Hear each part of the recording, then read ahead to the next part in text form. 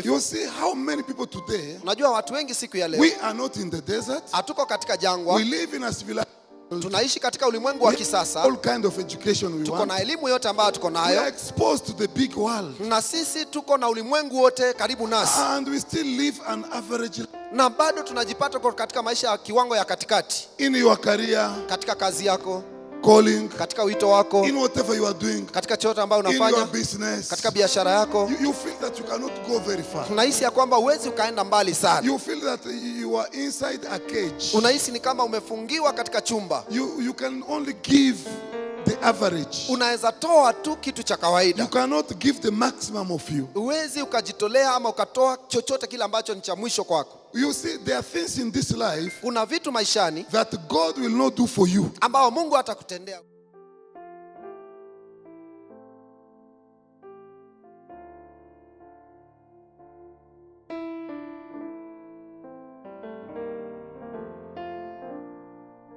Genesis chapter 21 verse 17 to 21. Mwanzo sura 21 mstari wa 17 mpaka 21. When we read this scripture here, it is a story. Wakati ambao tunasoma andiko hapa inakaa kama hadithi, And this story is about Abraham, na hii hadithi ni kuhusu Abrahamu, about Sarah, kuhusu Sara, Hagar, kuhusu Hagai and Ishmael. na Ishmael. So to get better into the story, Ndiposa tuweze kuifahamu zaidi ya hadithi, we have to understand the background. lazima tuelewe wametokea wapi. And my topic, I want to talk about the curses of mediocrity. Nataka kuongea kuhusu laana za wastani. You know, when you live a life of mediocrity, Wakati unaishi maisha ya kiwango cha wastani, you are not going to know what you are made of. wewe hautajua umeumbiwa kitu gani. Sometimes you are just a nobody, somebody small in life. Wakati mwingine unaona kwamba wewe ni mtu mdogo sana katika maisha, wewe si kitu. But in the eyes of God, you are big. Lakini katika macho yake Mungu wewe ni mtu mkubwa sana. But if you set up your mind Lakini ukiweka akili yako, to live a life of mediocrity, unaishi kiwango cha katikati, ndio kinaitwa means wastani. you live a life of averageness. Unaishi hauko juu, hauko chini, uko tu So mahali. whatever that is average is common. Chochote ambacho kinakutendekea ni cha kawaida tu. Hallelujah. Amen. I say whatever that is average is common. Chochote ambacho ni cha wastani ni cha kawaida. So now, what is common has no market. Na chochote ambacho ni cha kawaida hakina biashara, hakina soko. So if you want market, Kama unataka biashara ama you have soko, to be special. lazima ukuwe speciali. You want to be marketable, Lazima ukuwe unaweza uzika, you have to raise your standard. lazima uinue viwango vyako. Once you raise your standard, Wakati unainua viwango vyako, you become a commodity, unakuwa kama bidhaa rare commodity. ambayo haipatikani kwa urahisi, And people, the world will celebrate you. na watu watakusherekea. Hallelujah. Amen. Now, the Bible says, Biblia inasema, this is just an amazing story. I want to give it like an introduction a bit, nataka niupatie msingi wa kwanza, and then we can. alafu tunaweza songa mbele. Now, point number one. Sasa jambo la kwanza, Who was Abraham? Abrahamu alikuwa ni nani? Abraham was a human being like you and I. Abrahamu alikuwa mwanadamu sawia wewe na mimi. He was not special, Hakukuwa speciali more than other human beings. zaidi ya wanadamu wengine, But he found favor in the eyes of God. lakini akapata kibali kikubwa mbele zake Mungu. You see, the Bible says human being is a sinner. Unajua Biblia inasema kwamba kila mwanadamu ni mtenda dhambi, And everybody needs Jesus for salvation. na kila mtu anamhitaji Yesu kwa ajili ya ukombozi. Can I hear good amen? Je, naweza sikia amina mzuri? Everybody needs Jesus for salvation. Kila mtu anamhitaji Yesu kwa ajili ya ukombozi. Now, Sasa Abraham also the same. Abraham ni hivyo hivyo.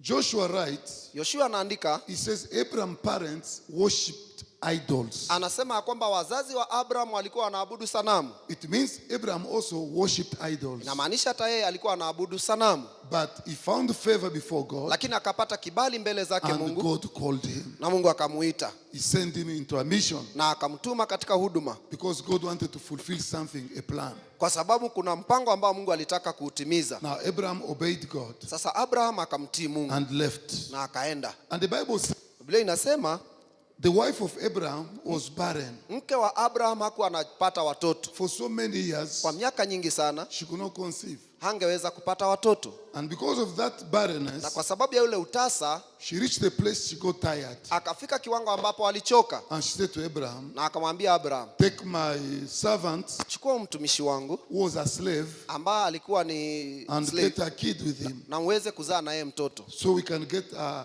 heir. Really? ndiposa tupate mtoto ambaye atarithi mali yetu. Abraham obeyed Na Abraham Sarah. akatii mke wake and Sara, he didn't ask from God na hakuuliza Mungu swali to lolote, seek for God's opinion. asitafute Mungu anasema nini kuhusu hiyo. He only obeyed. Alitii tu.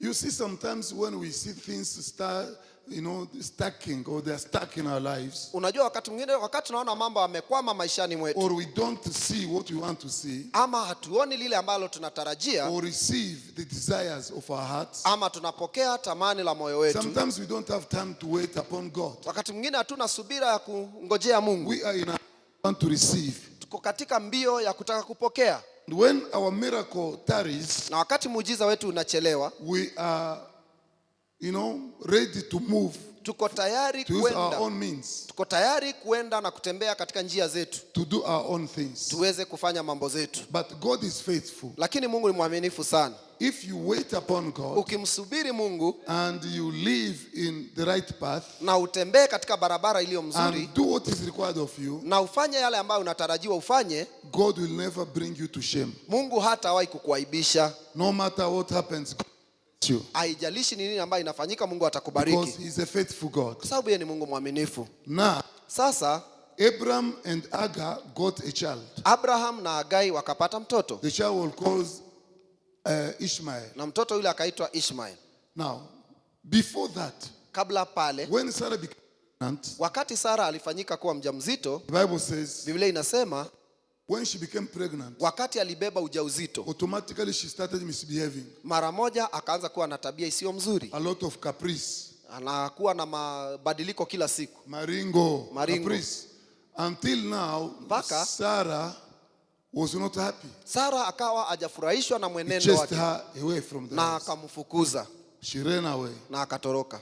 God met her in the desert. Na Mungu akakutana naye kule jangwani, Ask her, where are you going? na akamuuliza unaenda wapi? I'm running from Sarah. Akasema namtoroka Sara. God said, go back. Mungu akamwambia rudi nyumbani, Humble yourself. enda ukanyenyekee. So she went back to Sarah Kwa hivyo akarudi tena kwa nyumba ya Sara until she got the baby. mpaka akapata ule mtoto. After some time, Baada ya muda, so got her own baby. hata Sara naye pia akapata mtoto wake, Because God is faithful. kwa sababu Mungu ni mwaminifu. Now here you have two boys in the house. Sasa hapa kuna vijana wawili wamezaliwa katika nyumba moja. Sarah says, Sara anasema, if I leave this boy here, nikiacha huyu mtoto aendelee kukomaa he's hapa, going to become the heir yeye atakuwa mrithi wa mali, because he's the firstborn. kwa sababu yeye ndiyo mzaliwa wa kwanza. But this boy is the boy or son of a slave. Lakini huyu mtoto si ni mwana wa mtumwa, So they have to leave the house. lazima waondoke hapa. So he said to Abraham, send these people away. Akaambia Abraham, ebu furusha hawa watu kutoka hapa. And Abraham was not ready to do that. Na Abraham hakukuwa tayari kufanya hivyo, Till God intervened. mpaka ikabidi Mungu He akaingililia, said to Abraham, let the son go. na akaambia Abraham, wacha huyu mtoto na mama yake waende. So Abraham woke up one morning, Kwa hivyo asubuhi moja Abraham akaamka gave them a skin of water na akawapatia kiriba cha maji and bread na mkate, and released them. na akawaaga. So they left. Kwa hivyo wakaenda. Bible said they went and then they were lost in the wilderness. Biblia inasema kwamba walienda na wakapotelea kule jangwani. Bwana asifiwe. Praise the Lord. So after there, the angel of God shouted or called Hagar from heaven. Sasa baada ya pale malaika wa Bwana akamuita Hagai kutoka kule jangwani. He says, pick your boy. Akamwambia chukua kijana wako, And then he opened her eyes, na akafungua macho yake, well of water. akaona kisima cha maji. So they started living there. Basi wakaendelea na maisha pale. Now verse number 20, the Bible says, Sasa mstari wa 20 Biblia inasema, and God with the boy na Mungu alikuwa pamoja na yule who kijana grew up in the desert ambaye alikomaa kule jangwani, and became an expert with the bow. na akawa ni mtu ambaye ni hodari katika kutumia uta. So this is where our teaching is today. Basi mafunzo yetu yako pale. You know, there are many things we can learn around this story, Unajua kuna mambo mengi sana ambayo tunaweza jifunza hapa, but we don't have that time. lakini hatuna ule muda. So let's go around what we have here. Basi wacha tuweze kuzungukia mambo ambayo tuko nayo hapa. And he became an expert with the bow. Akawa mpiga upinde mkali. Expert. akawa mweledi. That's the key word. Hilo ndilo neno pale la umuhimu. Now, Sasa before I can continue, kabla niendelee, as I wrestle with the background, vile naendelea na kungangana na hali mahali ambao wametoka, let me tell you this. wacha niwaambie hivi. You see, today we don't have slaves in time. Unajua katika nyakati ya leo hatuna watumwa, But in these days, people could have slaves. lakini siku za leo watu wangekuwa na watumwa. You have, for example, 7 kids, Unajua pengine na watoto 7 and life is difficult. na maisha ni magumu sana. You can sell 1 or 2, Unaweza uza mmoja ama wawili, they become slaves. wanakuwa watumwa. You just sell them. Na wauza tu. They give you money Na kupatia pesa or a piece of land. ama ardhi, kipande ya. And some people, Na kuna watu wengine out of poverty, kwa sababu ya umaskini they could sell themselves. wangejiuza wao wenyewe. Boy is too much. Naona kwamba Or mambo some yamekuwa people mingi. can borrow. Ama watu wengine wanaweza kopa. You borrow from somebody, Unakopa kutoka kwa mtu, and then you fail. You cannot alafu pay. unashindwa na kulipa. So you become a slave. Kwa hivyo unakuwa mtumwa Because you can't. kwa sababu huwezi lipa. Hallelujah. Haleluya. Now, Sasa commentators, it is believed that Hagar was a slave and Abraham from Egypt.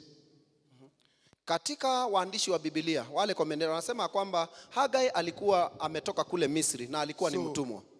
Now, both from Egypt. Alikuwa amenunuliwa kule Misri. But the Bible put it clearly she was a slave.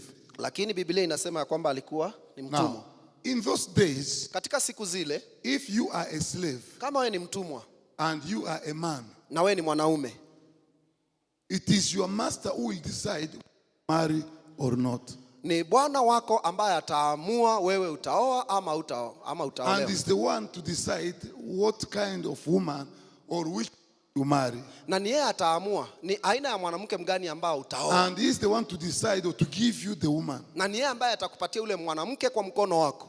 Now, whatever you do with that woman is for the master. Sasa chochote ambacho mtafanya na ule mwanamke basi itakuwa If you ni get chake a bwana. child, the child belongs to the master. Ukipata mtoto, ule mtoto ni wa bwana wenu. If you get several children, all of them are slaves, the property of the master. Kwa hivyo kama mtapata watoto kadhaa, wanakuwa wote ni mali ya ule bwana, wote Hallelujah. watumwa. So you have nothing. Sasa wewe hauna chochote You are chako. just a slave. Wewe ni mtumwa You tu. are a property that belongs to the master. Wewe ni mali ambayo ni ya mtu fulani. Your wife belongs to the master. Na mke wako yeye ni mali yake pia.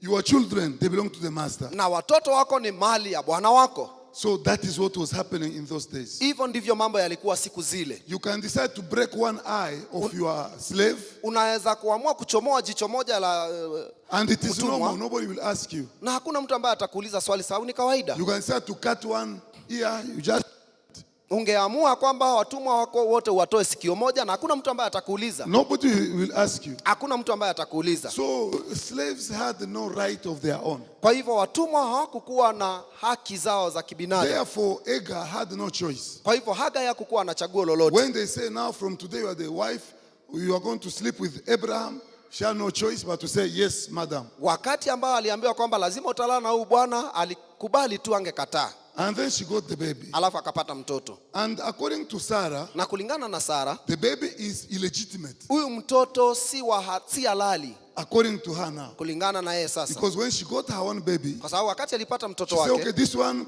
must leave the house. akasema huyu sasa mpaka aondoke. If it's legitimate, Kama mtoto si halali, how can he leave the house? basi ataondoka pale. So she Ataondoka said, vipi? this woman is a slave, Akasema huyu mwanamke ni mtumwa and her son is a slave. na mtoto wake pia ni mtumwa. So they have no right to inherit in this family. Kwa hivyo hawana haki ya kupewa mali katika hii nyumba. So chase them away. Kwa hivyo sasa akawafukuza. Abraham said, no, Abraham akakataa. this boy is my blood. Akasema hii ni damu yangu. Yes, he's your blood, but he is coming from a slave. Ndiyo, ni damu yako, lakini si amezaliwa na mtu ambaye ni mtumwa. It means the boy is also a slave, Na maanisha hata huyu mtoto pia ni mtumwa, but he's my blood. lakini huyu ni damu yangu. So there is now confusion and fight in the house. Sasa kukawa na vita na ugomvi katika ile nyumba. God said, no, no, Abraham, let the boy go. Sasa Mungu akaingilia akamwambia Abraham, wachie mtoto But I aende. want you to know I will bless the boy. Lakini nataka ujue kwamba nitabariki huyu mtoto. So the boy left with the mother. Kwa hivyo huyu mtoto akaondoka pamoja na mama They are yake lost in the wilderness. na wakapotelea kule jangwani. It doesn't matter in which context you try to amplify wilderness is automatically a place of no joy. Sijui unaona mtazamo gani kuhusu hili jambo ambalo ni la jangwa, lakini nataka ujua kwamba jangwa ni mahali ambapo ni pagumu, hapana furaha. I say in whatever context you put it. Katika kiwango chochote ambacho ama mtazamo wote utakuwa nao. Wilderness is a place of lack. Jangwani ni mahali ambapo pana ukosefu mwingi. It is a place of death. Ni mahali pa kifo. It's a difficult place to survive. Ni mahali pagumu sana pa kuishi. So they were lost in the desert. Sasa wakapotelea kule jangwani. In a bad place. Katika mahali pabaya. Now, there in the desert, sasa kule jangwani, God spoke. Mungu akaongea. He heard the voice of the boy. Akasikia mtoto akilia. Said to Hagar, na akamwambia Hagai, here is the well of water. Basi kisima cha maji ni hiki. He opened her eyes. Akafungua macho yake. And she saw the well. Na akaona kisima. Gave water to the boy. Akampa mtoto maji. And then life started there. Na maisha yao ikaanzia pale. They lived in the wilderness. Wakaishi kule jangwani. According to the scripture, the Bible says, and God was with the boy, and he grew up. He lived in the wilderness. It means Hagar and Ishmael lived in the wilderness. Maanisha kwamba Hagai pamoja na huyu mtoto waliishi kule jangwani. Now, in the wilderness, sasa kule jangwani, the Bible says they became an expert with the bow. Biblia inasema kwamba huyu mtoto akawa mweredi ama hodari wa mpiga upinde. Or an expert archer. Ama akawa muwinda hatari. That is just amazing. Hiyo ni jambo la kushangaza. And this boy has no father. Na huyu mtoto hana baba. Because the father rejected him. Kwa sababu baba alimkataa. Or chased him away. Ama alimfukuza. You see, often when the people you love most reject you, unajua wakati mwingi wakati watu unaowapenda sana wanakutupa, feel lost. Unahisi ya kwamba umepotea. Because you love people. Kwa sababu unawapenda. Love you. Na hawakupendi. Maybe your parents. Pengine wazazi wako. Maybe your brothers. Pengine ndugu zako. Your sisters. Dada zako. Your neighbors. Jirani. Your colleagues. Wale wapendwa. If they tell you they don't like you, wakikwambia kwamba hawakupendi, feel lost. Unasikia kwamba umepotea sana. Everybody want to be loved. Kwa sababu kila mtu anapenda kupendwa. And everybody want at least some consideration. Na kila mtu anataka pia apendwe. But when you don't see that consideration, lakini wakati hauoni ule upendo, when your own father will wake up in the morning and tell you, you and your mother, leave my house. Wakati siku moja baba anaamka na kuambia pamoja na mama yako endeni, automatically you feel lost. Mara moja unasikia kupotea sana. Because this is the father you have ever known in this life. Kwa sababu huyu ndiye baba ambaye umemjua kutoka utotoni. This is the person you are calling father, father, father, father. Huyu ni mtu ambaye umemuita baba usiku na mchana. Wakes up in the morning and say you go. Siku moja anaamka asubuhi anawaambia, "Aya, endeni." Where are we going? Sasa tunaenda wapi? I don't know. Sijui. Go wherever you go. Endeni kule mtaenda. That's why, because they had nowhere to go. Ndio sababu hakukuwa na mahali pote pa kwenda. They were lost. Na wakapotelea kule jangwani. Because they has nowhere. Kwa sababu hawakuwa na mahali pa kwenda. Now, in the desert, sasa kule jangwani, the boy grew. Kijana akaendelea kukomaa. In the desert, kule jangwani, of no opportunities. Mahali ambapo hakuna nafasi na fursa. A place of death. Mahali pa kifo. A place of no connections. Mahali ambapo hakuna unganisho yoyote. A place where you are not exposed to the big world. Mahali ambapo wewe haujulikani ama hujajiunganisha na ulimwengu. In the desert, kule jangwani, the boy started training with the bow. Kijana akaanza kufanya kazi ya upinde. He trained and trained and trained. Na akafanya mazoezi usiku na mchana. Killing small birds. Akiua wanyama wadogo wadogo. Killing small rabbits and rats. Anaua wanyama wadogo wadogo hapa na pale. Killing snakes. Akiua pia nyoka. Working very hard. Akifanya kazi kwa bidii. Until he became an expert with the bow. Mpaka akakuwa hodari sana katika upinde ama uta. You see, when we talk about the bow, wakati naongea kuhusu kijana, is a weapon. Hii ni silaha. This weapon can help for protection. Na hii silaha inaweza kutumikia katika kujilinda. In those days, people are barbaric. Siku zile watu hawakukuwa na heshima na wengine. You didn't have the civilized world like the one we have today. Hawakukuwa na ulimwengu wa kiheshima ule ambao tuko nao siku za leo. The world was not civilized. Ulimwengu haukuwa civilized. So in that kind of context, katika hali kama ule, Ishmael needed some tools to support and protect her mother and even himself. Ishmael alihitaji vyombo ambavyo atajilinda yeye pamoja na mama yake. So the bow will help him even to do the hunting. Kwa hivyo uta ule ungemsaidia hata katika kutafuta mawindo. and it can also help him for protection. na inaweza msaidia pia katika kujilinda. So he did his best until he became an expert. Kwa hivyo aling'ang'ana sana katika mazoezi mpaka akakuwa hodari. Now, the work of a father in a family, Sasa kazi ya baba ndani ya familia, the father provide comfort. baba ndiye anapeana comfort. The father provide direction in the Baba family. ndiye anapeana mwelekeo. The father provide discipline in the family. Baba ndiye anadumisha nidhamu katika nyumba. The father is a cover in the Baba family. ni kama kifuniko. The father is the one who is the visionary, is the visionary carrier. Baba ndiye the vision amebeba of the family. maono ya nyumba. Now, when the father is there, you feel secured. Wakati uko na baba unahisi ya kwamba The umelindwa. father is the provider in the family. Baba ndiye anatafutia jamii. There are so many things that, when you see your father, you feel, it is well. Wakati unaona baba yako unahisi ya kwamba mambo yote yako sawa. Even when he doesn't have a job, Hata wakati baba hana kazi, a father is a father. baba ni baba. When you see him, you just feel okay. Ukimuona unahisi ya kwamba mambo Things yako are all mzuri. right. Mambo yako sawa. Hallelujah. Haleluya. But Ishmael didn't have one, Lakini Ishmael hakukuwa na mmoja because the father had abandoned him. kwa sababu baba alikuwa amemtupa. Often we don't talk about Ishmael Wakati mwingine tuongee kuhusu Ishmael because many people connect him to the Arabs. kwa sababu watu wengi wanamuunganisha na Waarabu. So they see him as maybe a Muslim. Kwa hivyo wanamuona kuwa Muislamu. Ishmael was not a Muslim. Ishmael hakukuwa Muislamu, He was the son of Abraham. alikuwa mwana wa Abrahamu. And God says, I will bless him. Na Mungu akamwambia kwamba nitakubariki. So lack of understanding of the Bible, Kwa hivyo kutoelewa Biblia, many people don't talk about him. watu wengi hawaongei kuhusu huyu But when you kijana. look at his life, Lakini ukiangalia maisha you yake, see some values. utaona maadili. The Bible Biblia says inasema every scripture is important kila andiko ni la umuhimu and good for teaching. na ni njema sana katika mafunzo. Every scripture, Kila andiko, including Ishmael. hata hii ambayo imeandikwa kuhusu Ishmael, Even that name Ishmael, hata hiyo jina Ishmael it is God who gave the boy ni the Mungu name. ambaye alimpatia yule kijana. Bwana asifiwe. Praise the Lord. Now, Sasa sikia. in the absence of the father, Sasa wakati baba hayupo, he worked very hard alitia bidii sana and became expert na akakuwa hodari in his calling, katika wito wake, in his field, katika uwanja wake wa in his kazi, career. katika kazi He yake became an expert. akawa hodari. Hallelujah. Jina la Bwana lipewe sifa. You see how many people today, Unajua watu wengi siku ya leo we are not in the desert. hatuko katika We jangwa, live in a civilized,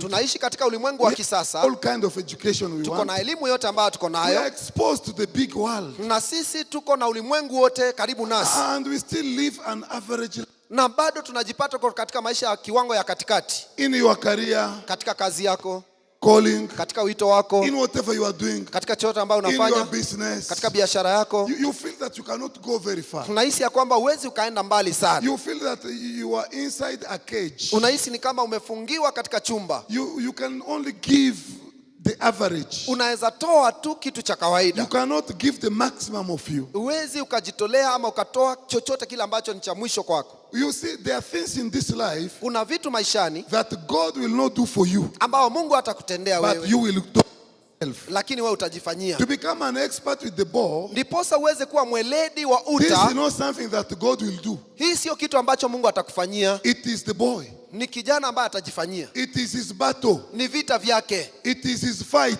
ni vita vyake. God didn't come and exercise his hands to become an expert with the ball. Mungu hakukuja kumshikisha uta na mishale ndiposa akuwe mtu hodari. He said, where shall I go? Anasema nitaenda wapi? My father rejected me. Baba yangu ataenda wapi? Where shall I go? Alinikataa. Nitaenda wapi? I have no city to go. Mimi sina mji I wa have no kwenda. village to go. Sina kijiji ambao ni cha I kwetu. live in the Mimi wilderness. nakaa kule jangwani. In this place, Mahali hapa snakes can kill. nyoka zaweza In ua. this place, Mahali hapa scorpions can kill. kwaweza kuwa na nge. In this place, Mahali hapa human beings can kill. wanadamu wanaweza Animals kuua. can kill. These are Wanyama dangerous wanaweza places. waniua. I have to make sure I have protection. Mahali hapa ni hatari sana, lazima I have nihakikisha to kwamba niko na protect my ulinzi. mother. Lazima nilinde I mama have to yangu. protect myself. Lazima nijilinde I have mwenyewe. to provide for a family. Lazima nipeane chakula kwa ajili ya So familia he yetu. rose up and stood like a Kwa man. hivyo akasimama wima kama mwanaume Started fighting. na akaanza vita.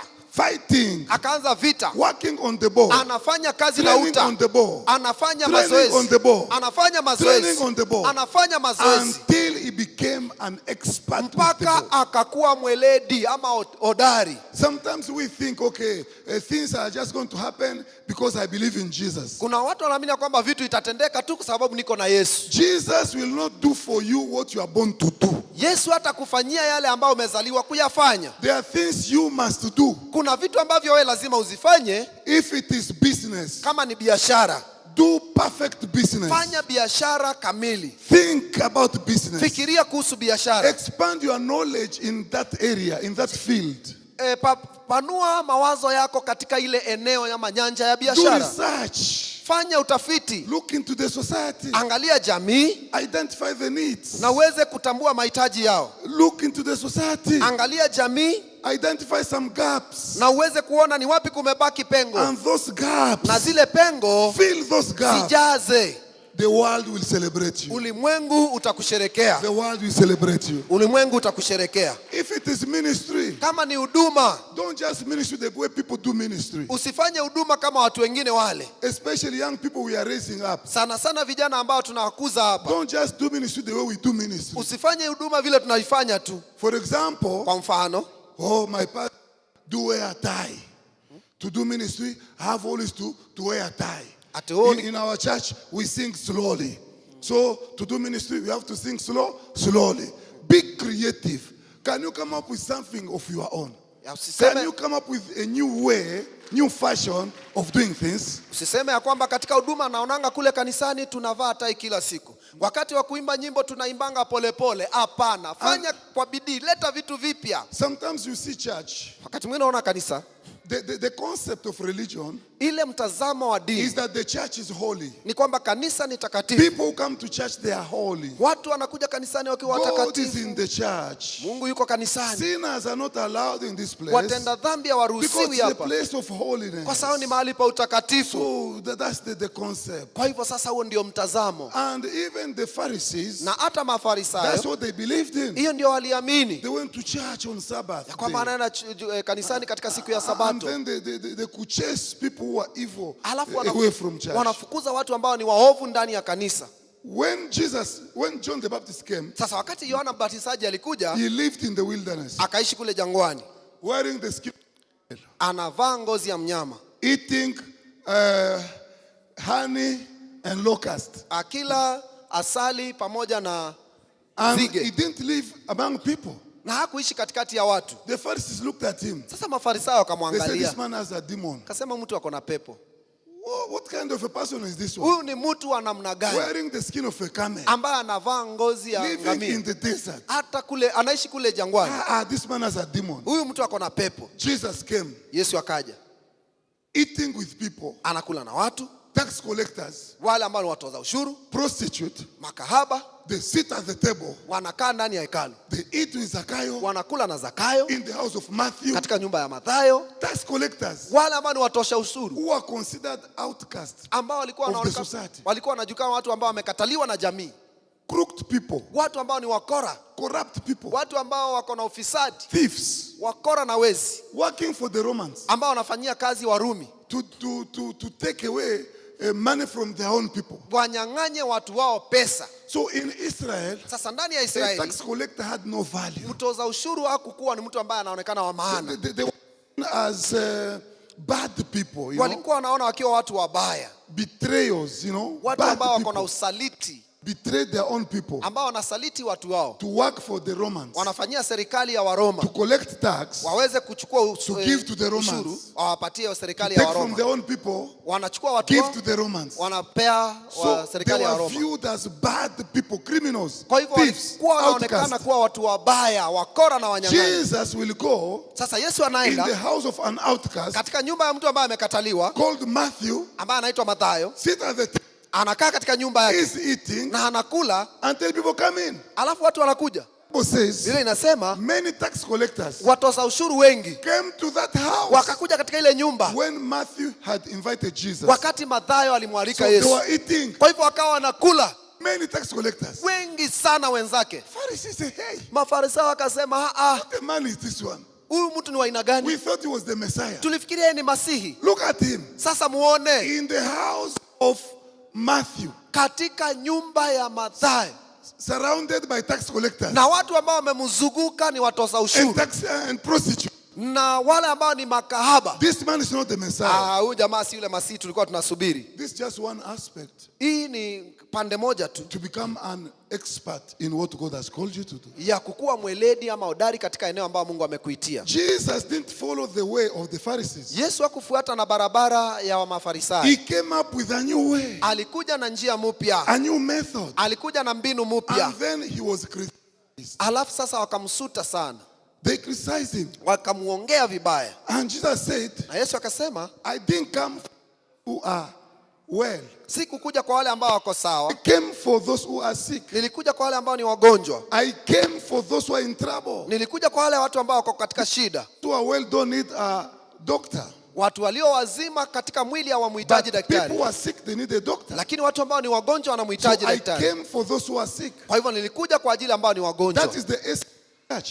Hiyo ndio kanisa ambayo naongea Yesu. Bwana asifiwe. Amen. That's the essence of church. Hiyo The ndio umuhimu wa essence of the kanisa. kingdom Umuhimu wa ufalme is to bring people to Christ ni Jesus, kuleta watu kwa Yesu Kristo, to love them, kuwapenda and then to help these people to transform. na kuwasaidia wabadilike. Bwana asifiwe. Praise the Lord. Today, church, we have problem. Leo tuko na shida We kanisani. want people who are transformed to come to church. Tunataka watu ambao washabadilika wakuje They kanisani. be transformed where? Watabadilishiwa wapi? They are transformed here. Wanabadilishiwa hapa. When we receive them, Wakati the tunawapokea way they are, vile walivyo tu, we show them love. tunaonyesha upendo. Do you understand? Tunaelewana? Show people love. Tunaonyesha watu upendo. Show concern. Onyesha kwamba unawajali. That's how we are going to transform these people. Hivyo ndio tunabadilisha hawa watu. Church is not a place meant Si kanisa si mahali pa kilio. that people will come, we judge these people. Ya kwanza tunakuja kuwa Bring judge. them to judge. People endure church instead of enjoying church. Watu wanavumilia kuwa kanisani badala ya kufurahia. You see? So the church becomes like a burden. Kanisa inakuwa kama mzigo. Somebody is going to church and somebody is going to punishment, isn't it? Mtu anaenda kanisani kama anaenda kwa adhabu. Person is not going, it's not joyful. Kitu ya kwanza you know, hajafurahia. I'm going to worship God. Huh? Anaenda kuabudu Mungu. One person saw somebody outside there smoking, and he came running to my office. Siku moja kuna jamaa alionekana hapa akivuta sigara, alafu mtu akija kwa ofisi kuniambia, Pastor, man of God, there is a brother outside there, he's smoking. kuna ndugu pale nje ambaye ameshika sigara anavuta. And then I told him, Sasa nikamwambia, where do you want him to go smoke? wewe unataka aende akavutie sigara wapi? You tell me, where Wewe do you want niambie, him to go? wewe unataka aende akavutie sigara wapi? Bwana asifiwe. Amen. So the church Sasa kanisa is a place where we are going to show love. ni mahali ambapo tutaonyesha upendo. A place where people will feel comfortable. Mahali ambapo watu watahisi ya kwamba wameridhika. A place where people, can you imagine, you can even have praise and worship here. Do you understand? That can attract even what? Even the unbelievers. Ambayo inaweza vutia watu ambao hata hawajaamini.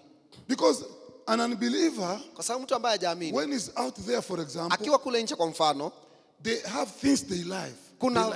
kuna vitu ambavyo wanapenda. So if you are to attract those people, Kama wale watu utawavutia, sometimes you try to do things that can attract them. wakati mwingine ufanye mambo ambayo itawavutia. That's what Paul says. Kwa sababu Paulo anasema, When I went to preach to the Greeks, wakati nilienda kuhubiria Wagiriki, I behaved like a Greek, nilikaa kama wao, but I was not a Greek. lakini mimi sikuwa To Mgiriki. the Romans, Kwa Warumi I behaved like a nikakaa Roman, kama wao, but I was not one of japokuwa them. mimi sikuwa mmoja wao, In order to them.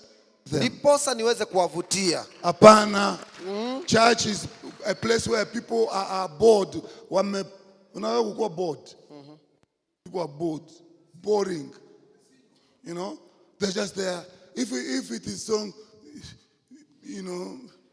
hey, come on, man.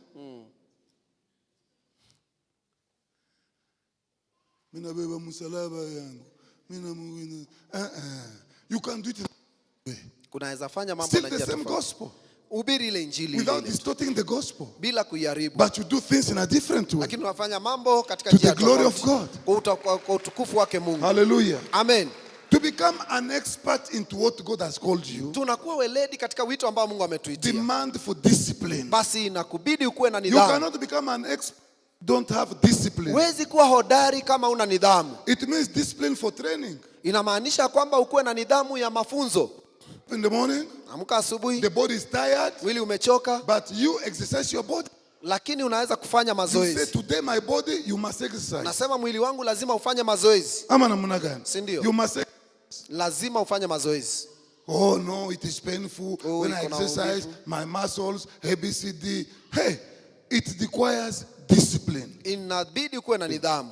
If it is reading, Kama ni kusoma, if it is doing research, ama ni kufanya utafiti, studying, looking at what other people are doing, kusoma na kuangalia watu wengine wanafanya and nini, see what is good there, na uone ni kipi kizuri kule, what can you borrow, ni nini ambayo unaweza kopa and what kwa, can you reject. nini ambayo unakataa. So that's how you grow. Hivyo ndivyo unakomaa. That's how you become an expert. Hivyo ndivyo unakuwa You hodari. look into the society, Kuangalia jamii, look into what is happening, ona matukio, look at the businesses, ona biashara how zinafanywa, people are doing their vile businesses. watu wanazifanya. What can you do? What can you chip in? Ni nini ambacho unaweza peana? What can you bring in as a Ni contribution? nini ambayo unaweza leta kama mchango wako? That's how the church becomes strong. Hivyo ndivyo kanisa inakuwa na nguvu. One day, some years back, Siku moja, siku zilizopita, I went to speak in New York nikaenda kuhubiri kule New York in an African American church. katika kanisa la America African.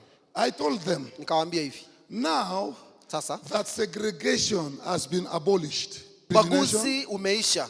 now that discrimination or segregation has been abolished, Sasa vile ubaguzi wa rangi umeisha, and now na sasa you are no longer slaves, nyinyi si watumwa tena, how do you raise up? sasa mtainuka vipi? So they were there looking at me. Sasa wako pale wananiangalia. I gave the scripture of Nikapeana Joshua nikapeana andiko ya Yoshua at Gilgal. akiwa kule Gilgal. God said, circumcise every male Mungu anamwambia kwamba utahiri kila mwanaume before they enter the promised land. kabla waingie katika nchi ya ahadi. So they make stones, Kwa hivyo wakatengeneza mawe knives of stones, mzuri sana, and they circumcise every male. na kila mwanaume akatahiriwa. And then I said to these people, Alafu nikaambia watu, why circumcision? mbona kutahiriwa? It was a sign Ilikuwa ni ishara that will remain in their body. ambayo itabaki katika mwili wao. Whenever they looked at themselves, Wakijiangalia they knew they were a different people wanajua wao ni watu tofauti who belong to God. ambao ni mali yake They should Mungu. behave in a certain. Lazima waishi katika njia tofauti. Every new level God takes you Kila kiwango kipya ambao Mungu anakupeleka need a new mentality. inahitaji mawazo mapya. So God, Kwa hivyo who Mungu not just has given people the land, angepatia watu nchi tu just like that, hivyo tu, they could have just destroyed even itself. wangeharibu tu na mikono yao wenyewe. So I told these people, Kwa hiyo nikaambia watu, now go to school. sasa endeni shule, Stop banditism, wacheni na ukora. barbarism, Ukora wachaneni Stop. nayo, drugs. madawa Stop. wachana nayo, Criminality. ukora Stop. wachana nayo. Go to school. Acha uhalifu, enda shule. When they make doctors, you make doctors. Wakati They wazungu make wanatengeneza lawyers, you make madaktari, lawyers. nanyi mnakuwa na They make madaktari. teachers, you make teachers. Wakiwa They na make walimu, nyinyi professors, mnao. you make professors. They make businessmen, you make businessmen. They make businesswomen, you make businesswomen. Wakati wazungu wanatoa madaktari na nyinyi mnakuwa na wao. Wakati wanatoa wanabiashara na nyinyi mnakuwa na wenu They pia. make engineers, you make engineers. Wakiwa na wahandisi na nyinyi pia mkuwe They na make wahandisi. scientists, you make scientists. Ya wakiwa na wanasayansi hata nyinyi mkuwe That's na how wenu. you are going to compete. Hivi ndivyo mtashindana na wao. Ama namna gani? Si ndio? That's how you're going to compete. Hivyo ndio So to mtashindana. become an expert, the area God has called you require discipline, commitment. Katika kukua mweledi ama hodari katika eneo ambao Mungu amekuitia, inabidi kuwe na nidhamu na You need kujitolea. discipline. Unahitaji nidhamu, Commitment. kujitolea. Hallelujah. Haleluya. You need to have rigor even on yourself. Lazima wewe mwenyewe ukuwe na bidii yako binafsi. You know, there's a rigueur. In French, we call it rigueur. Me- Rigor.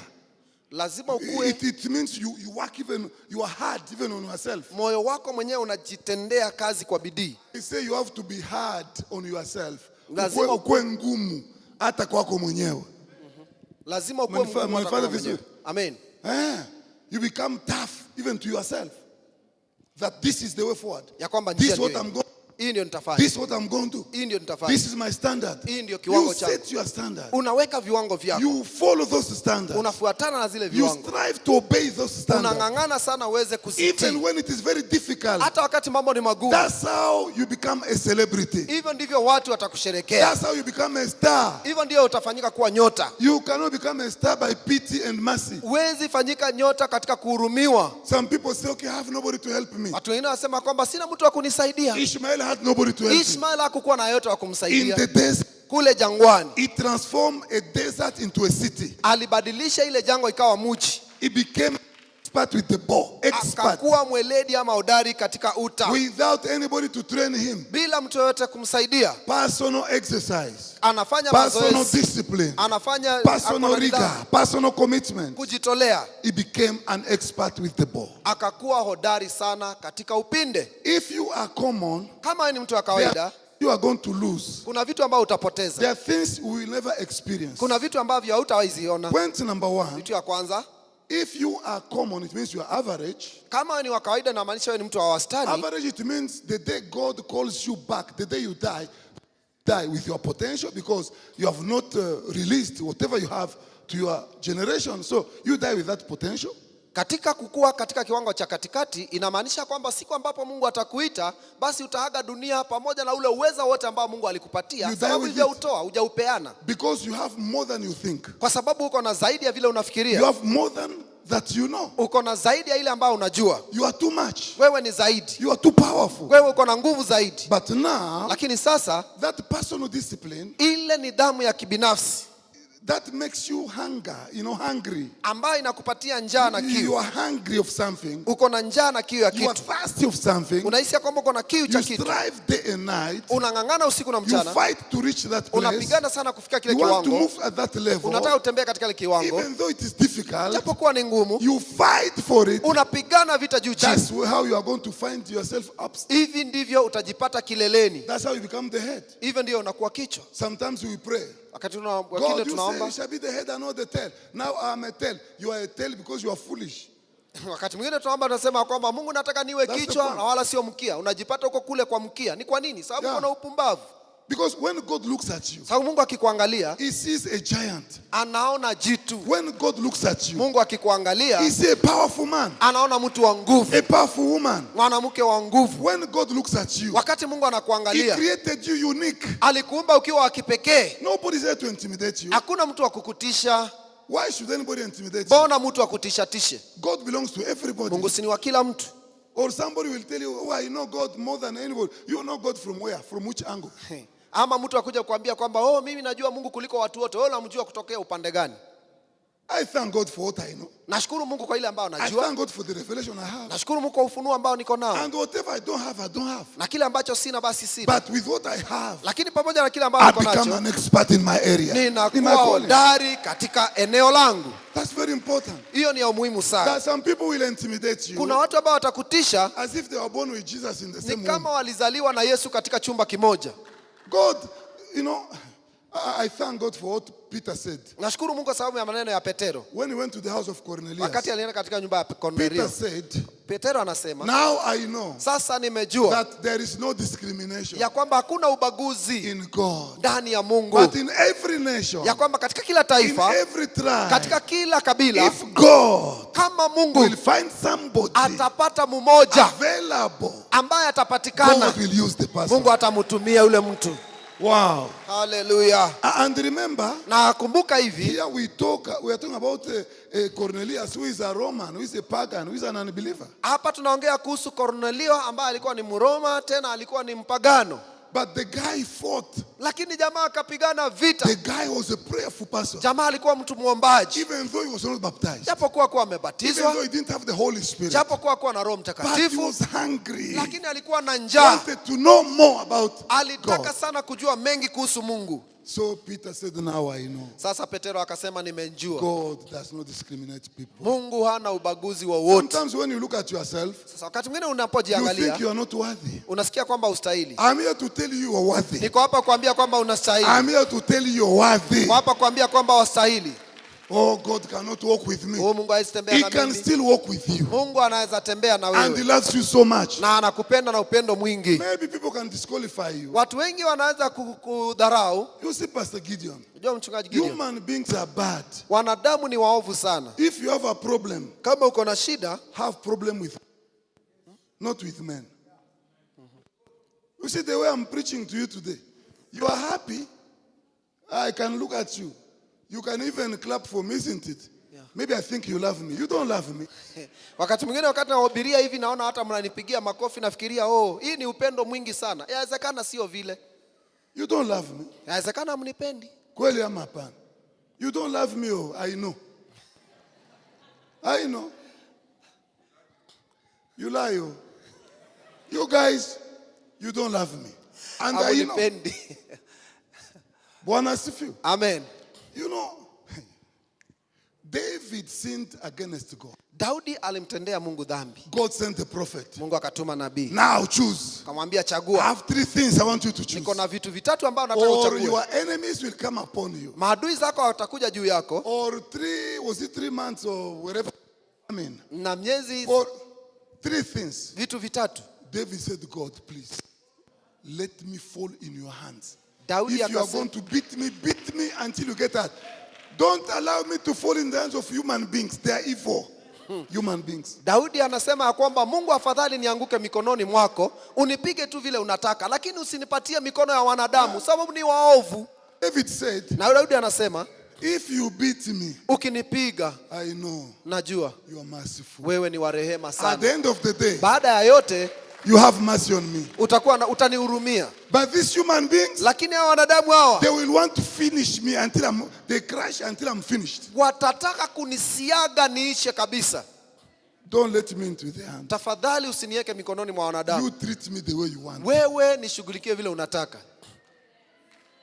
That's why, Ndio sababu, listen, you sikia, don't need anybody to give you approval for you to become the best in that area God has called you. hauhitaji mtu yote akupendekeze You don't ukuwe mkubwa katika eneo ambayo Mungu amekuitia. You don't need. Hauhitaji. Because sometimes people you want to congratulate you, they don't congratulate you. Kwa sababu wakati mwingine ambao unataka watu wakupendeze katika hiyo area, wakupigie makofi au wakufanyie People vile. maybe you want to support you, they don't support you. Wakati unataka watu wasimame na wewe wanakataa. So you just, do what God has called you to do. Fanya kile ambacho Mungu amekuitia. That passion that the Holy Spirit has put inside you. Ule wito ambao Mungu ameweka ndani yako. Later. Biblia inasema baadaye. Later. Baadaye. When Abraham died, Wakati Abrahamu alikufa, Ishmael came. Ishmael akakuja. Oh, God of the Bible. Haleluya, Mungu wa Biblia. Wow. Haleluya. He came Alikuja to bury him. kuweza kuzika baba yake. He didn't say, you this Muse, you are evil, you are wicked. You know how you chased me, you sent me packing with a common bread and a bottle of water. Hakusema wewe mzee, unajua ulikuwa muovu sana. Ulinisukuma kule jangwani hata hukunipea chochote isipokuwa kamkate tu na maji. Abraham could have even given him even some servants. Ya Abrahamu angempatia He had wafanyikazi so many kadhaa servants. na Even magunia ya some cows. chakula na ng'ombe No. kadhaa. Hakumpatia A piece hizo. of bread. Mkate tu Bottle kiasi of water. na maji tu kiriba kwa The kiriba. boy came Kijana akakuja to go and bury his father. amzike baba yake. Oh, this now is a powerful man. Sasa amekuwa mwanaume He has kamili. built a city, Amejenga mji, come renowned, amejulikana. prove to the world, Dhihirishia ulimwengu, haters, dhihirishia wale ambao that you wanakuchukia are somebody. ya kwamba wewe ni mtu. To your haters, Ya kwamba wale ambao wanakuchukia, I say prove to your haters nasema kwamba dhihirishia kwa wale ambao that wanakuchukia God belongs to ya everybody. kwamba Mungu ni wa kila mtu. Prove to them. Wadhihirishie wazi. Hallelujah. Amen. Prove to them. Waonyeshe wazi. And one way to prove to these Na njia people moja ya kujionyesha wazi is that you remain connected to God. ni kwamba unabakia umeunganika na Mungu. I like Mandela. Napenda sana Mandela. He said, the struggle is my life. Anasema kung'ang'ana ndio hali ya mtindo wa maisha He yangu, wrote a book. na akaandika kitabu. I have it in my office. Konacho ofisini. He says, struggle is my life. Anasema kung'ang'ana ndio mtindo wa maisha. So when he went through struggle, Wakati alipitia katika he kung'ang'ana, didn't give up. hakukata He tamaa. knew that I was born to struggle Alijua kwamba yeye atang'ang'ana and to win. na aweze kushinda. We have people who are not ready to struggle, Kuna watu ambao wako tayari kupigana vita, especially these Pentecostals sana sana watu wa Pentekosto and the prosperity gospel. na injili ya ufanisi. They just believe, I wake up in the morning, hallelujah, I'm prospering. Anaamini ya kwamba ataamka asubuhi siku moja na afanikiwa. They don't believe in work. Hawaamini katika utendakazi.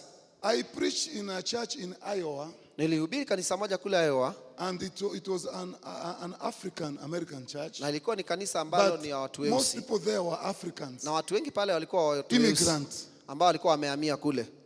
It was on a Saturday evening. Ilikuwa ni Jumamosi jioni. I told those people, Nikaambia hao watu, I say, here you are. nyinyi mko hapa. You are now in America. Mko Amerika. What do you have? Nini ambayo mko nacho? You are now in America. Sasa si mumefika Or are you Amerika still going? ama bado mko katika kule nyumbani? Are you still in a journey?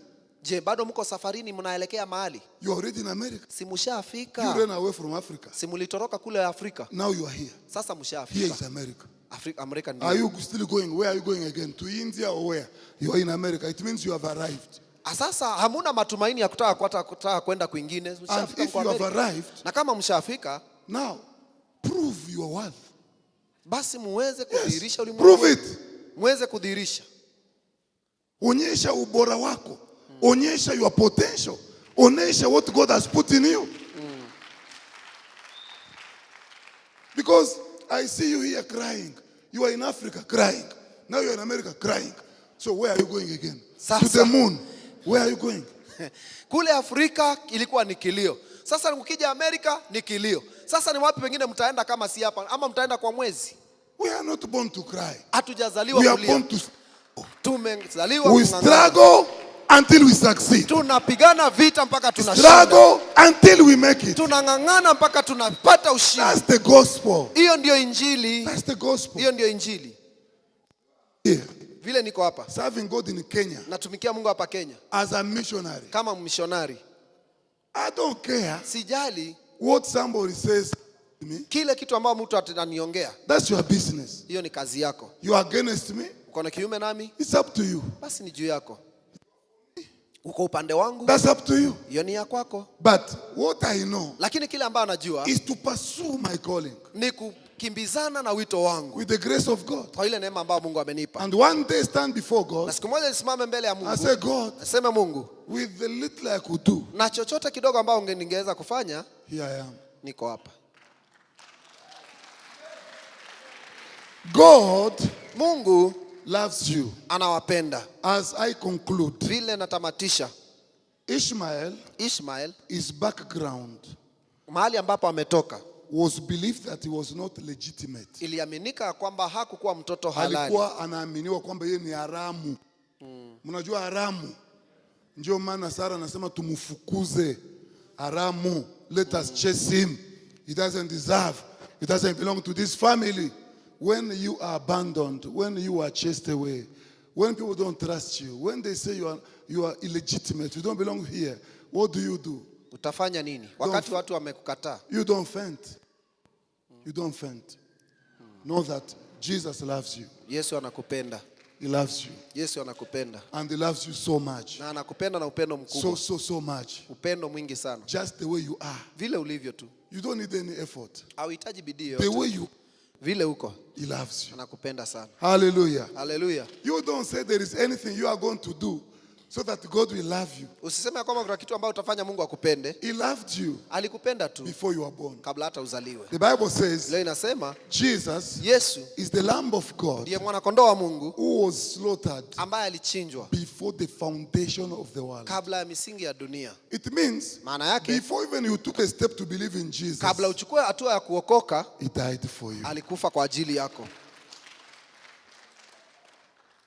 Before you do anything good or bad, Kabla ufanye chochote kizuri ama kibaya, he already died for you. tayari alikufa kwa ajili yako. Can we stand up on our feet? Tusimame kwa miguu yetu. Father, we thank you in the Baba, name of tushukuru katika Jesus. jina la Yesu Kristo. We are your people, oh Hao God. ni watu wako Bwana. We are your people. The people Jesus died for Yes, Lord. and shed his precious blood. We come today to glorify you. Yes, Lord. We come today to say thank you. As we reflect in the life of Ishmael, who was believed to be illegitimate, who was believed to be the son of a slave, who was chased from the house of his own father, Yes, Lord. to go and be lost in the wilderness, oh God, where there is no water for survival. Yes, Lord. God, with your help, this boy became an expert with the ball. Yes, Lord. In our days today, we are here, God Almighty. I know every person in this place has a gift. Every person is ready. Every person is meaningful. Every person is important. Every person, oh God. Today I pray that Yes, you give us revelation and sharpen our understanding, Yes, sharpen our sharpen our tools, Yes, Lord. that we may know, oh God, you are calling in us, Yes, and Lord. live for that calling and achieve that which we are born to achieve. God of the Bible, powerful and mighty God, as the Bible put it, in every generation, in every epoch, in every place where people live, if anybody seeks your God, he shall find you. We are in, oh God, seeking for you, to find you, to walk with you, to see your power, to see your wisdom.